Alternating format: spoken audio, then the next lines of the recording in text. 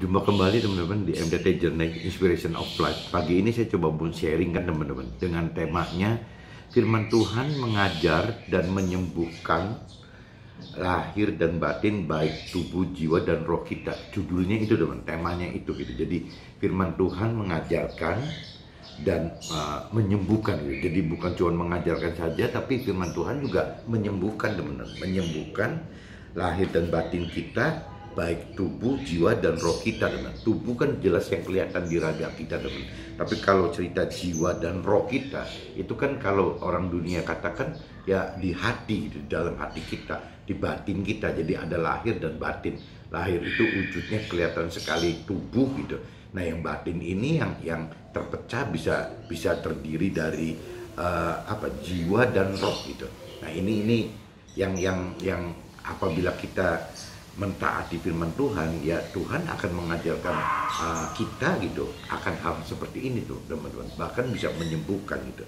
Nah, ini saya coba baca dulu teman-teman di kitab Lukas. Ini terkait dengan kitab Lukas pasal 6 ayatnya 17 sama 26. Coba teman-teman cari pasal kitab Lukas teman-teman, pasal 6 ayatnya berarti ayat 17 sampai 26 teman-teman. 17 sampai 26.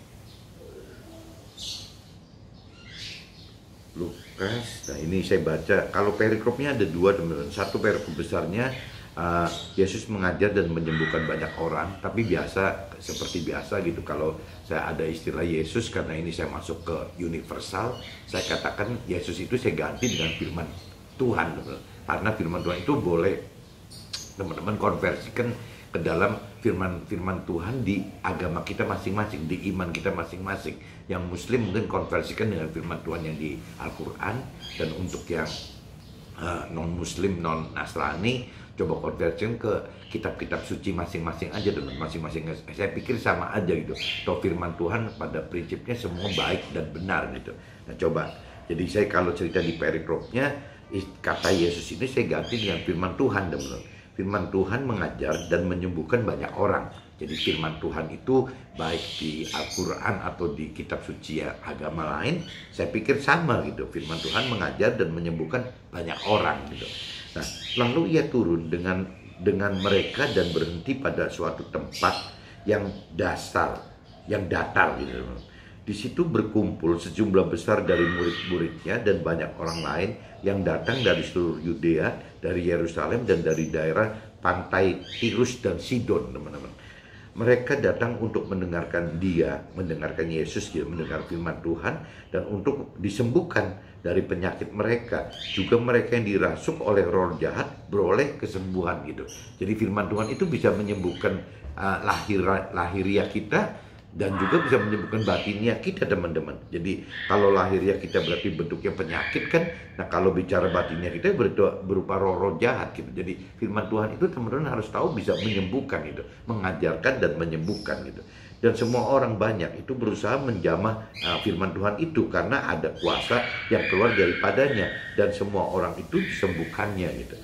Nah, ini cerita kalau firman Tuhan mengajarkannya itu di sini agak beda dengan prinsip-prinsip duniawi, teman-teman. Jadi kalau contohnya di sini judulnya itu ucapan bahagia dan peringatan gitu, ucapan bahagia dan peringatan gitu. Lalu Yesus memandang murid-muridnya dan berkata, jadi lalu firman Tuhan memandang murid-muridnya dan berkata gitu, berbahagialah hai kamu yang miskin, karena kamulah yang mempunyai kerajaan Allah. Nah, kalau di dunia kan nggak bisa terima, teman. Masa sih yang miskin kok berbahagia gitu. Tapi kan firman Tuhan katakan memang seperti itu. Nah, berbahagialah hai kamu yang sekarang ini lapar gitu, karena kamu akan dipuaskan. Tuh, masa lapar di berbahagia gitu. Biasanya orang dunia kan pasti protes gitu. Terus di sini dikatakan juga berbahagialah hai kamu yang sekarang ini menangis, karena kamu akan tertawa. Berbahagialah kamu jika karena anak manusia orang membenci kamu, dan jika mereka mengucilkan kamu dan mencela kamu serta menolak namamu sebagai sesuatu yang jahat gitu. Nah, ini maksudnya kan anak manusia ini kan, jadi kalau kita melakukan firman Tuhan itu disebutnya ya anak manusia dalam huruf A dan anaknya A besar dan M-nya manusia besar gitu. Jadi maksudnya anak-anak Tuhan gitu. Ya itu umumnya ditolak teman-teman. Kalau kita melakukan firman Tuhan itu umumnya dibenci. Jadi jangan aneh, dibenci, dikucilkan dan dicela gitu, bahkan ditolak. Ya karena dianggapnya nggak benar gitu tuh. Nah ini bedanya dunia dengan rohani itu seperti itu gitu. Bersukacitalah pada waktu kita dan bergembiralah, sebab sesungguhnya upahmu besar di surga. Karena secara demikian juga nenek moyang mereka telah memperlakukan para nabi-nabi itu gitu.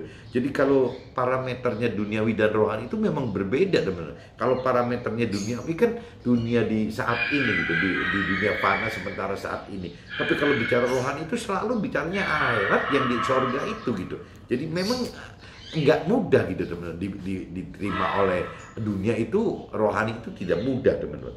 Tetapi celakalah kamu, hai kamu yang kaya, karena dalam kekayaanmu kamu dalam memperoleh penghiburanmu. Nah ini banyak orang firman katakan berhenti gitu ya, setelah mendapatkan kekayaan duniawi malah berhenti gitu. Nah ini yang bahaya sekali teman-teman. Ini yang kalau kita orang-orang yang tidak mendalami pengertian firman Tuhan, orang hanya meyakini Tuhan, percaya Tuhan dan mengenal Tuhan dengan pikiran perasaan sendiri saja, ini akan tersesat teman-teman. Karena dunia itu bisa menjadi kamuflase, menjadi satu andalan gitu, bukan Tuhan, bukan firman Tuhan lagi yang diandalkan, tapi ya kepemilikan duniawinya itu gitu menjadi andalan, menjadi merasa aman hidupnya, merasa sudah bahagia hidupnya gitu. Tapi itu semua teman-teman, karena begitu kita meninggal dunia 70-80 tahun atau 120 tahun, ya itu ditinggalkan semua. Tidak ada satupun yang dibawa ke dalam akhirat gitu. Nah pengadilan itu tidak menilai itu gitu. Nah ini kadang-kadang nggak ngerti loh, hanya waktunya 70, 80, 120 tahun, kenapa orang kok bisa lupa?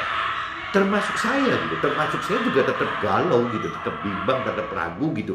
Padahal kalau kita bicara flashback gitu, ya ayah saya udah meninggal, tapi kan saya masih ingat gitu, ya cerita 50 tahun lalu gitu, waktu saya umur 10 tahun, ayah bagaimana kan masih ingat gitu. Jadi dan teman-teman ayah banyak sekali, stafnya ayah banyak sekali yang sekarang sudah meninggal gitu. Bahkan sekarang sudah ada yang sedang kronis di dalam rumah sakit. Kadang-kadang kita jadi galau gitu ya, kok dengan usia yang cuman kita diberi Tuhan 70-80 tahun, ya paling maksimal 120 tahun, kok bisa kita nggak sadar gitu bahwa waktu itu cuma sepintas sekali teman-teman, sebentar aja sudah terlewati gitu. Itu buktinya banyak. Nah kita kok lebih bener-bener sangat ketakutan itu menghadapi 70-80 tahun atau 120 tahun dibanding yang Tuhan katakan itu kekal. Kalau kekal itu kan nggak ada batasnya gitu, ya lebih nggak ada berapa persen atau berapa per milnya, 70 atau 80 atau 120, itu kan terus nggak ada batasnya benar. Nah Tuhan ingatkan bahwa kita ini hidup di fungsi itu, cuman bedanya yang Tuhan inginkan kita masuk ke dalam surga gitu, ke dalam surga, ke dalam akhirat, ke dalam surga yang kekal, yang bahagia gitu, yang hidup gitu. Jangan sampai kita masuk ke neraka yang masuk ke dalam alam kebinasaan. Nah ini yang Tuhan ingatkan kan ini teman-teman. Tuhan ingin sekali agar kita masuk ke akhirat di dalam surga yang kekal gitu. Jangan sampai masuk ke alam ke dalam neraka yang kekal juga gitu, disuruh di sana jadi nerakanya nggak bisa habis-habis gitu. Nah Tuhan nggak mau seperti itu.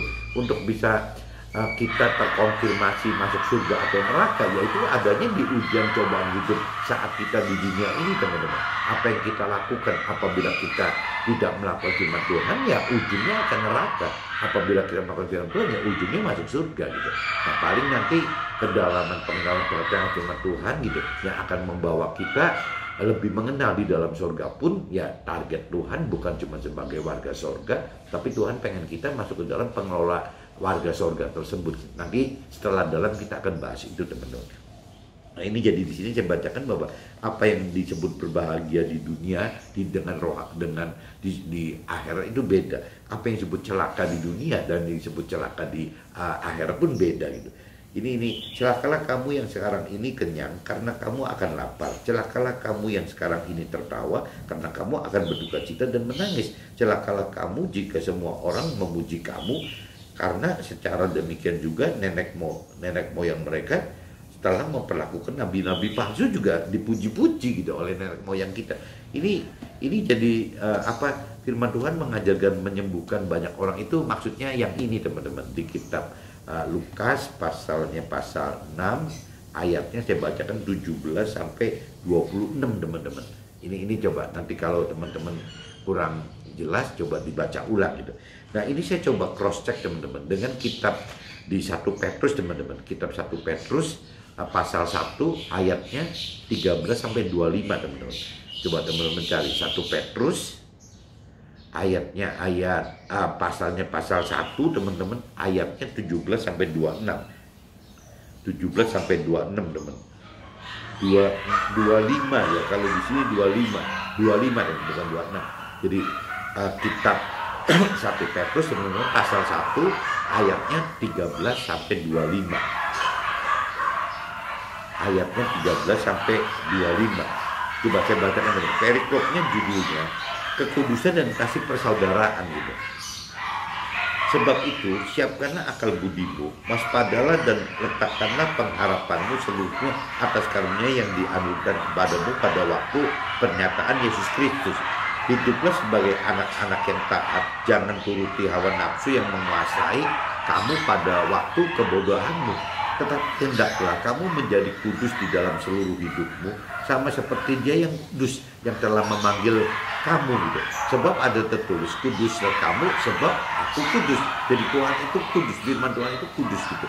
Dan jika kamu menyebutnya Bapa, yaitu Dia yang tanpa memandang muka menghakimi semua orang yang menurut perbuatannya, maka hendaklah kamu hidup dalam ketakutan selama kamu menumpang di dunia ini. Nah, ini yang teman-teman mesti camkan nih teman. Camkan yang paling penting tuh ini gitu. Dan jika kamu menyebutnya Bapa, jadi banyak orang kalau di Nasrani teman-teman, di kitab Alkitab itu seolah-olah apa hubungan kita jika khusus gitu dengan Tuhan itu khusus dalam arti kata kita melakukan firman Tuhan itu nyebutnya itu bukan cuma sebagai Tuhan teman-teman, sebagai Lord gitu, sebagai Tuhan gitu. Tapi kita biasa diajar menyebutkan Bapa gitu. Ya kita bisa menganggap dan menyebut Bapa.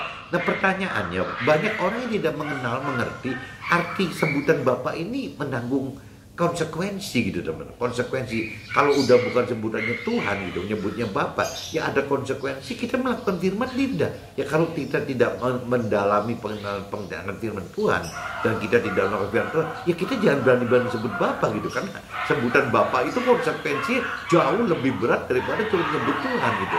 Nah cuman orang-orang Nasrani atau teman-teman yang pegang Alkitab itu kalau pengenalan pengertiannya masih ya bayi rohani,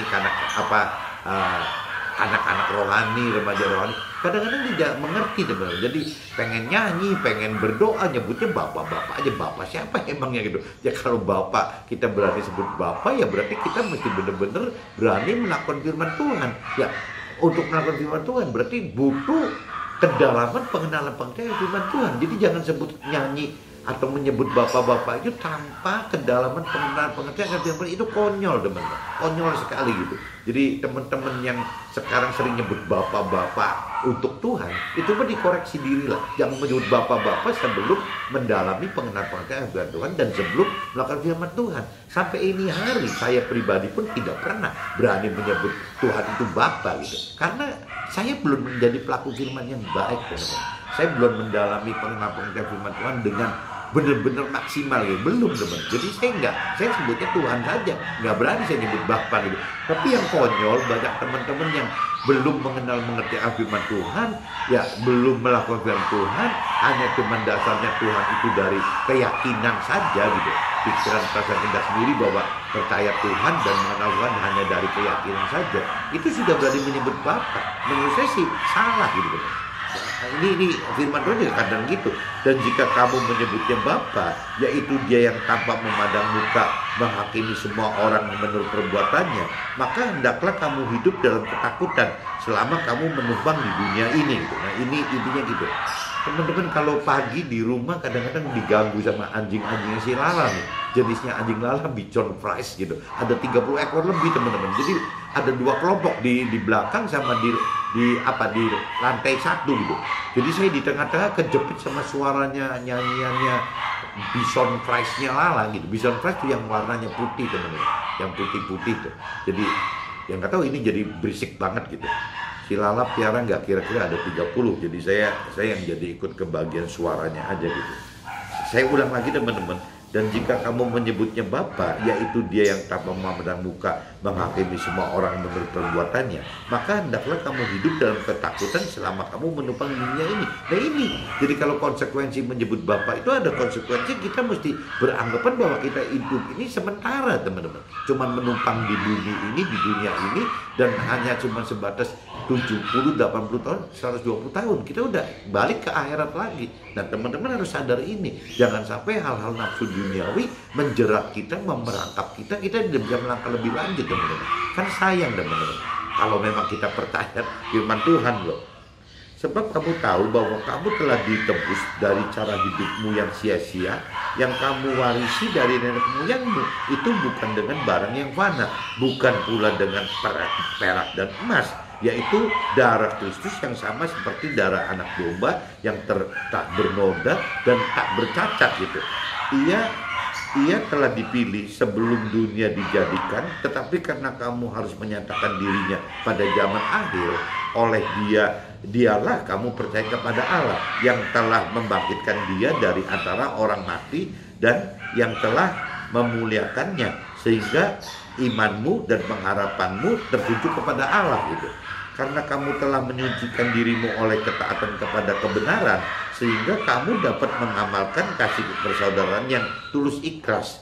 Hendaklah kamu sungguh-sungguh saling mengasihi dengan segenap hatimu gitu.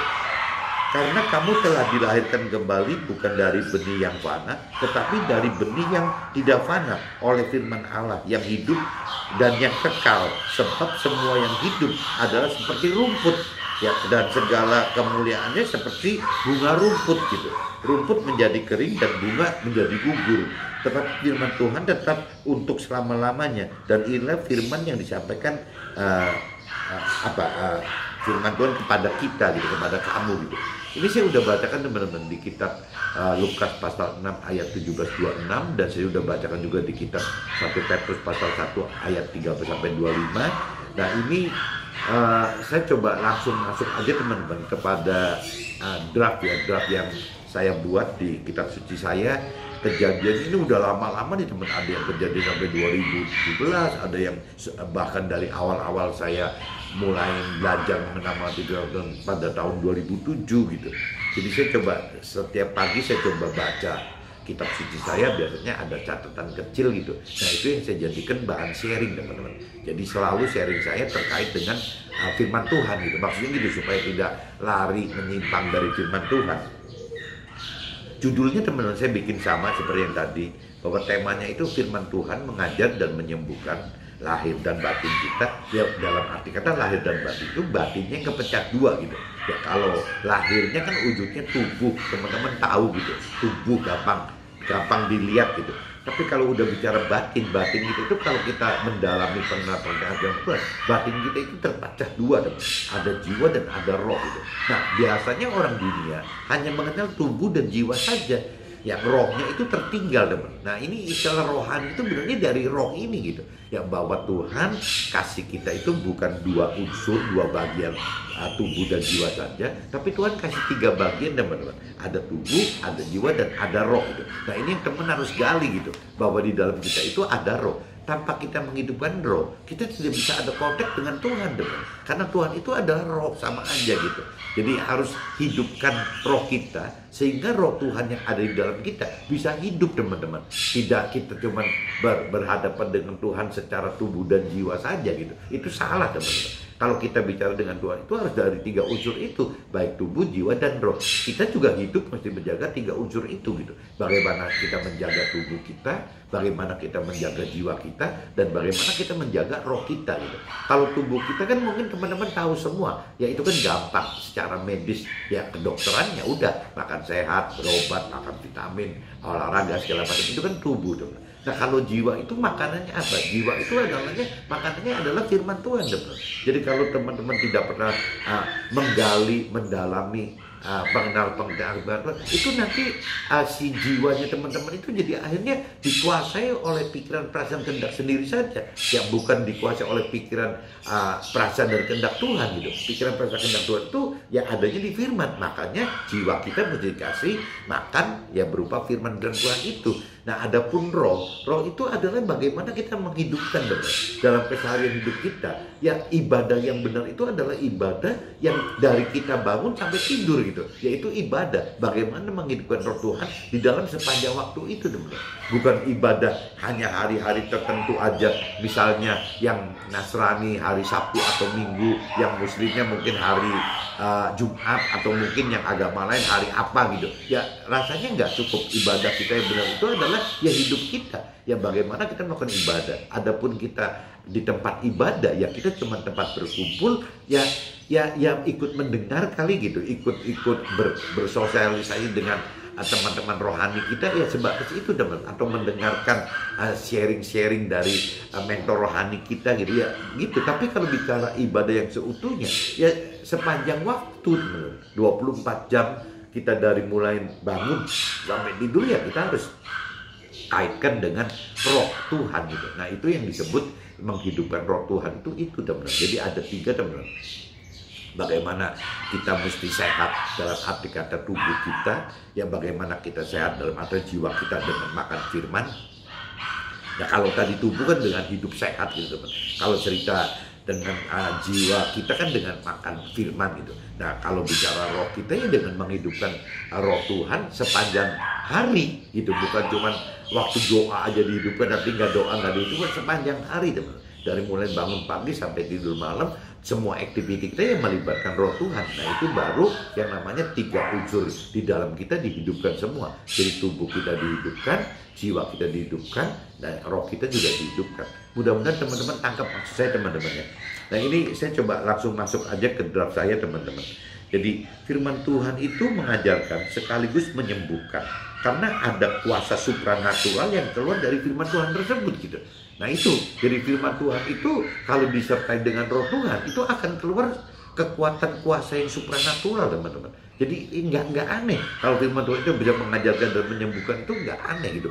Bahkan kalau kita cerita di Alkitab banyak ada yang dibangkitkan gitu, bukan cuma diajar atau disembuhkan, tapi dibangkitkan gitu. Orang mati dibangkitkan gitu. Nah, firman Tuhan merupakan ucapan bahagia dan sekaligus peringatan serta mengandung pengertian yang berbeda dengan duniawi gitu. Nah, ini firman Tuhan itu teman-teman mesti simak dulu gitu. Makanya banyak orang yang tidak ngeh gitu, tidak merasa enjoy, nikmat dengan firman Tuhan itu karena memang kebalik-balik teman-teman, bertentangan dengan duniawi gitu, bertentangan dengan nafsu duniawi. Ini contohnya gitu. Di sini dikatakan berbahagialah yang miskin. Ya, padahal karena kita pemilik kerajaan Allah di surga. Lah, kitanya butuhnya sekarang begitu, bukan nanti gitu. Ya, sedangkan Tuhan ngajak kita, ya nggak apa-apa kita miskin sekarang, tapi nanti di surga kaya gitu. Ya, tapi kan orang dunia nggak mau, orang yang punya keyakinan nggak mau gitu. Ya dia kan kayanya sekarang gitu. Ya di dunia kaya, ya di akhirat juga kaya. Akhirat malah nggak peduli kali mau kaya atau enggak gitu. Yang penting sekarang aja buktikan bahwa harus kaya gitu. Nah, itu satu contoh seperti itu gitu. Nah, terus ada juga berbahagialah yang lapar, karena kita akan dipuaskan Tuhan. Loh, orang lapar kok dipuaskan Tuhan? Kita lagi kelaparan sekarang loh. Ya, tapi kalau versi rohani maksudnya ya oleh kelaparan itu akan kita dipuaskan terus. Kita akan mengenal-mengerti ajaran Tuhan sampai nanti ke ujung sananya gitu. Nah, berbahagialah yang menangis karena kita akan tertawa bersama Tuhan. Nah, itu katakan seperti itu. Ya, apabila kita menangis, kita malah akan tertawa dengan Tuhan gitu. Berbahagialah yang dibenci dan dikucilkan serta ditolak oleh karena kita dianggap sesuatu yang jahat. Ya, karena kita akan terima upah yang besar di surga. Kembali lagi, yang waktu kita melakukan firman Tuhan, kita itu tidak aneh teman, akan ditolak dan akan dianggap sesuatu yang jahat, kita akan dikucilkan gitu loh. Itu nggak aneh, memang firman Tuhan begitu, katakan begitu gitu. Ya, dianggap oleh dunia itu nggak benar gitu, tidak ada kebenaran. Tapi kalau bicara nanti upah yang di surganya, ya katanya besar, berupa keselamatan hidup dalam surga sebagai warga surga, bahkan ya Tuhan harapkan sebagai pengelola surga juga gitu, pengelola dari warga surga itu gitu. Nah, Kalau kita konversi tadi kan berbahagialah, tapi juga firman ada memperingatkan, ya memperingatkan bahwa celakalah kita yang sekarang kenyang, ya karena kita akan lapar gitu. Jadi kalau sekarang kita kenyang, nanti di sana akan lapar, teman-teman. Di akhiratnya bisa akan merasa lapar gitu. Celakalah kita yang sekarang tertawa, ya karena kita akan berduka cita di sananya gitu. Jadi boleh aja di dunia ini sekarang kita happy bahagia begitu, tapi di sananya bisa menyesal, penuh menangis, penuh kertak gigi katanya gitu. Celakalah kita yang sekarang dipuji karena nenek moyang kita juga telah memuji nabi palsu. Jadi kita jangan senang dipuji-puji, karena waktu nenek moyang kita memuji-muji nabi palsu juga berarti nabi palsunya salah, tapi dipuji nenek moyang kita. Nah jangan sampai kita salah dipuji-puji orang gitu. Ya kita harus mengerti kebenaran firman Tuhan dulu, hidup dengan benar gitu. Seperti yang firman Tuhan inginkan, hendaki, rancangkan, nah baru kita dipuji. Nah siapa yang muji kita? Yang muji kita, firman Tuhan katakan, ya hanya Tuhan sendiri gitu. Bukan orang lain yang memuji kita, tapi Tuhan yang memuji dan mengagungkan kita. Itu firman Tuhan katakan begitu bro. Jadi jangan sekali-kali kita mengharapkan pujian itu dari sesama manusia, tapi kita harus mengharapkan pujian itu dari Tuhan untuk kita gitu. Sebagai Tuhan memuji kita sebagai manusia karena kita menjadi pelaku firman yang benar gitu, yang taat total kepada Tuhan gitu. Jadi dua umpama tadi teman-teman. Jadi di firman Tuhan itu ada yang mengatakan berbahagialah, tapi juga ada yang mengatakan celakalah gitu teman. Ada dua gitu. Nah, firman Tuhan mengajarkan letakkan pengharapan kita seluruhnya pada kasih karunia yang dianugerahkan Tuhan bagi kita sesuai pernyataan firman Tuhan dengan menghindar dari nafsu-nafsu duniawi. Nah kalau yang firman Tuhan inginkan teman-teman, kita hidup itu bukan dasarnya dengan kekuatan kita, dengan pikiran kita, dengan perasaan kita, dengan sekarapnya kehendak kita gitu. Bukan teman-teman. Jadi firman Tuhan itu mengharapkan bahwa kita ini hidup dengan dari kasih karunia Tuhan gitu. Makanya Tuhan katakan tugas kita yang utama itu gitu, carilah dahulu kerajaan Allah dan kebenarannya. Jadi kita harus mencari itu gitu. Adapun keberhasilan kita, suksesi duniawi kita, yaitu cuma Tuhan tambahkan saja gitu. Tuhan akan tambahkan itu gitu. Nah ini bedanya orang dunia gitu yang tidak atau belum mengenal Tuhan, atau orang yang punya keyakinan gitu, percaya Tuhan dan mengenal Tuhan, tapi caranya kurang tepat karena tidak menghidupkan roh Tuhan dan juga tidak menghidupkan firman Tuhan gitu. Ya akhirnya selalu beranggapan seperti itu teman-teman. Jadi bukan kasih karunia Tuhan yang diharapkan gitu. Iman kita, pengharapan kita, iman kita bukan dasarnya dari kasih karunia, tapi pengennya dari kekuatan sendiri, mengandalkan diri sendiri. Nah ini yang jadi beda dengan apa yang Tuhan inginkan teman-teman. Nah ini orang yang tidak atau belum mengenal Tuhan, atau orang yang hanya berkeyakinan percaya Tuhan dan mengenal Tuhan dengan tidak benar gitu, karena tidak menghidupkan roh Tuhan dan tidak mengenal firman Tuhan, ya akhirnya tersesat teman. Banyak yang tersesat. Jadi apa bedanya gitu orang yang tidak mengenal atau belum mengenal Tuhan dengan orang yang berkeyakinan, yang seenaknya aja gitu ya, percaya Tuhan dan mengenal Tuhan bukan dari firman Tuhan, cara-cara firman Tuhan, tapi hanya sebatas dari permainan itu aja teman, dari imajinasi dia sendiri, dari pikiran perasaan kehendak sendiri saja. Nah ini nanti tersesat teman, sayang teman-teman. Firman Tuhan memperingatkan, jika kita menganggap dan menyebut Tuhan sebagai Bapa, maka kita harus hidup gitu dalam ketakutan, karena kita hidup hanya menumpang di dunia mana ini gitu. Nah ini nanti diulas dari awal gitu. Ya saya cuma peringatkan sekali lagi bahwa jangan terlalu gampang nyebut Tuhan itu Bapa gitu. Ya kalau Tuhan itu kan istilahnya Lord kan, Tuhan gitu. Tapi kalau bicara Bapa itu Bapa, seorang ayah gitu. Ya ini beda teman-teman. Jadi kita boleh gitu, firman Tuhan katakan kita menyebut Tuhan itu Bapa itu boleh-boleh saja gitu. Tapi kembali lagi, kita berani nggak menanggung konsekuensi menyebut Tuhan itu Bapa gitu. Ya kalau kita bicara kita berani menanggung konsekuensi bahwa Tuhan itu Bapa, ya berarti kita harus benar-benar dalam sekali mengerti akan firman Tuhan, dan kita itu harus benar-benar berani gitu melakukan firman Tuhan. Ya jangan cuma di pikiran perasaan kehendak kita sendiri, di jiwa kita seolah-olah sentimental kita merubah Tuhan itu menjadi Bapa gitu. Nggak semudah itu teman-teman. Ya Tuhan katakan apabila benar-benar kita berani nyebut Tuhan itu bukan Lord gitu, bukan Tuhan, tapi bukan Tuhan tapi Bapa gitu. Ya Bapa itu ya konsekuensinya ya kita selalu tinggal di dunia saat ini ya sifatnya sementara aja teman-teman, fana sementara. Kita berani akuin itu enggak gitu. Nah dengan konsekuensi ya setiap saat waktu kita meninggal dunia berpindah ke hidup yang baru, ya hal-hal duniawi, nafsu duniawi tinggalin semua teman-teman. Jadi beda sekali teman-teman menyebut Tuhan itu sebagai Tuhan gitu, dengan menyebut Tuhan itu sebagai Tuhan dibanding menyebut Tuhan itu sebagai Bapa. Tapi banyak orang yang seenaknya aja nyebut Bapak-bapak hanya di jiwanya sendiri gitu. Nah itu kan balik lagi pengenalan pengertian akan firman Tuhan yang salah teman-teman. Jadi ini pagi ini saya coba tekankan jangan terlalu mudah lah, jangan terlalu nyebut Bapak-bapak itu apabila kita tidak mengenal mengerti firman Tuhan dan kita tidak melakukan firman Tuhan gitu. Konsekuensinya gitu teman-teman, apabila kita menyebut Bapa gitu kepada Tuhan, boleh-boleh saja. Tapi kita udah punya konsekuensi bahwa kita hidup di dunia ini sementara. Ya bahwa kita ini bukan bercokol akan di sini selamanya. Dan kita harus flashback gitu. Banyak sekali kejadian orang tua kita atau mertua kita atau teman-teman kita bahkan gitu seumuran ya sudah pass away gitu, sudah meninggal dunia. Sesingkat itu gitu. Nah kalau kita nggak hati-hati teman-teman, ya kita belum ada persiapan apa-apa untuk persiapan bekal akhirat gitu. Kita udah meninggal, nanti mau kapan bisa nyiapkan bekal akhiratnya gitu. Ya di sana kan di alam akhirat itu kan tidak bisa ada perubahan apa-apa. Ya kan kalau namanya gitu. Jadi kalau memang udah di neraka ya di neraka terus, nggak bisa gitu kita tembus dosa kita dari neraka untuk pindah ke surga, ya nggak bisa teman. Jadi dari sekarang ya.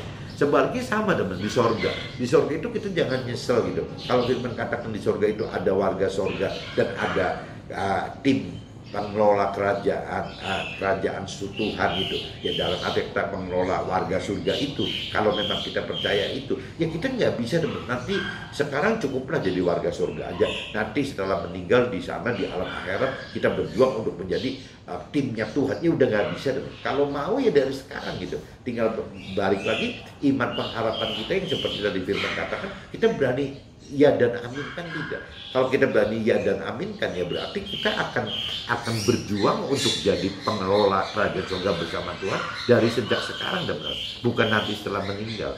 Cuma urutannya gitu teman. Jadi ada neraka, ya kita harus punya bekal akhirat dari sekarang supaya tidak masuk neraka. Nah sebaliknya kita juga harus punya bekal akhirat dari sekarang apabila kita ingin tidak menjadi warga surga tapi ingin masuk ke dalam pemerintahan Tuhan mengelola warga surga. Ya dari sekarang teman, kita harus lakukan banyak firman gitu untuk bisa masuk di dalam posisi itu.